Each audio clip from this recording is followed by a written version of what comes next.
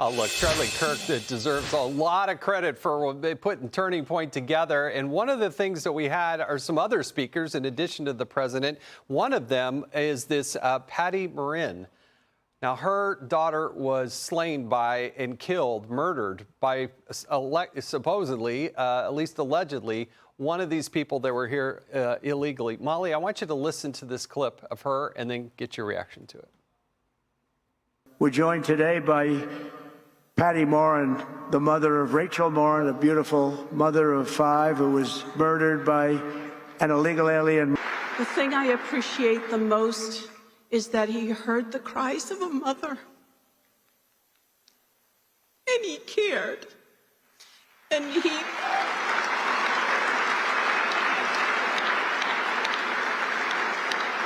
made a promise that he was going to protect us and that he was going to help us.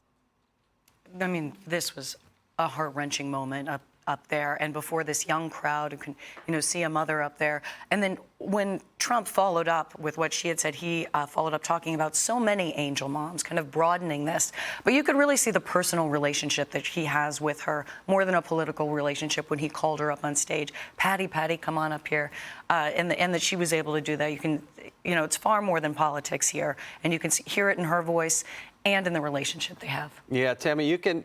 This is personal to the president. He's speaking from his heart about this, and he's hired a team led by Tom Homan. Tom also spoke at this event. Let's listen to what he had to say at Turning Point today. For the last 3.5 years, I wake up every morning pissed off about what this administration did to the most secure border in my lifetime. I've worked for 6 presidents, starting with Ronald Reagan.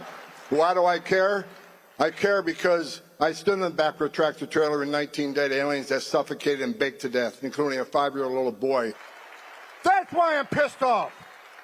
And that's why the best day of my life was President Trump getting reelected to save lives.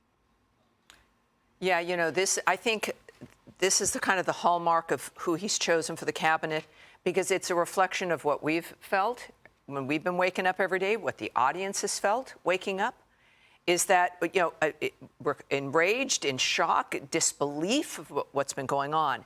And also the connection between Patty and her daughter, and the fact, for those of us who've had the pleasure of speaking with President Trump to any degree, and I tell my listeners this all the time, and my readers, is that this is the real guy. Who you're seeing on television, that's really him. And that's why it doesn't change. And the compassion is there. So it is the compassion he's felt for Patty and her daughter, for Americans in general, when he fell in love with the country during his first run for office, and why Homan and the 300,000 children we talked about last night, is that you've got hundreds of thousands of missing children. That has got to be a priority. And then once we find out what happened there, that's going to help us make sure it doesn't happen again. Yeah, David, we had Alejandro Mayorkas, the Secretary of Homeland Security, on CBS this morning. Listen to his comments. I want to get your reaction to that after. We certainly have received reports of children being trafficked, even those as to whom we know where they are. That is outside the responsibility of the Department of Homeland Security. It is unclear because we were not left with good records. Data was not kept. And so that was also one of the great challenges. He's lying. He's flat out lying. Number one, they created the system.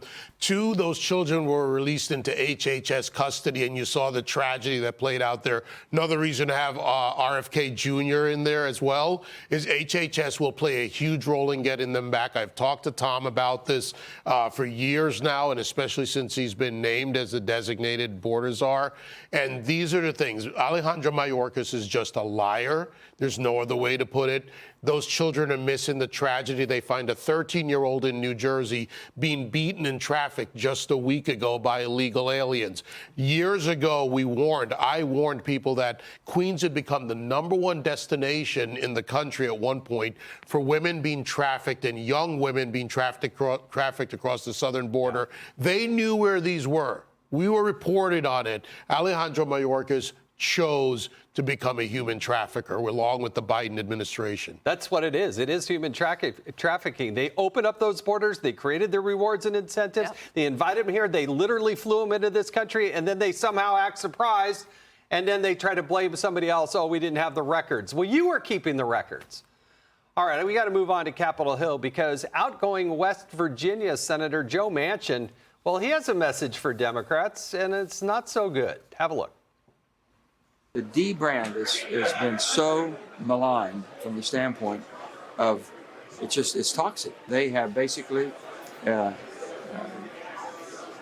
expanded upon thinking, well, we wanted to protect you there, but we're going to tell you how you should live your life from that far on. It's the mindset of the left.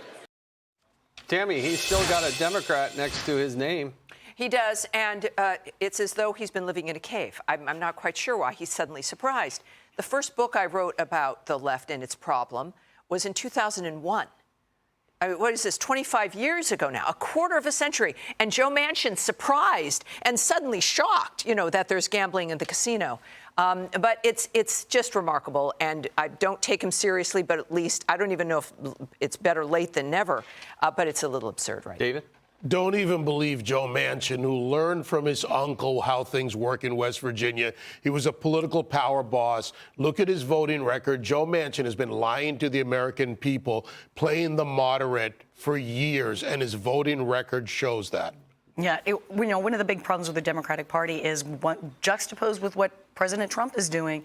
Biden promised to be the transitional leader, to be the builder of this party, and here comes President Trump with this young cabinet doing what the Democrats promised to do, and that may ultimately be the big difference. Yeah, I would argue that Joe Manchin has always been a Democrat, but the party has continued to lurch even further to the left, to the crazy progressives. Click here to subscribe to the Fox News YouTube page to catch our hottest interviews and most compelling analysis. You won't get it anywhere else.